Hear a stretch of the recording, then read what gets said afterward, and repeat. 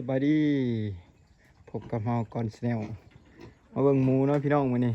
7 โตเนาะ1 2 3 4 5 6 7ที่บ้านๆมื้อนี้ก็วันที่5 เดือน 8 ปี 2026เลี้ยงหมูแบบพิธีบ้านๆกำลังสิใหญ่แล้วก็ได้เดือนปลาย2 เดือนแล้วเขาเดือนปลายมีหมูใหญ่ๆตัวหนึงทำนางมีโชคมีไซยังบ่ได้ลูกตัวนี้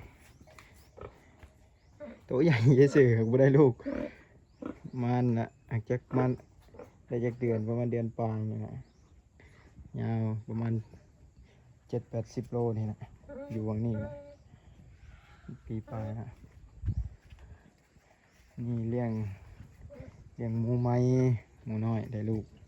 7 โตประมาณอีก2-3 เดือนคือสิใหญ่เป็นถึกน้อยฝนลิ้นมื้อนี้ก็ฝนฮากะเช้าบรรยากาศดีทุ่งไร่ทุ่งนาบ้านเฮาไงเลี้ยง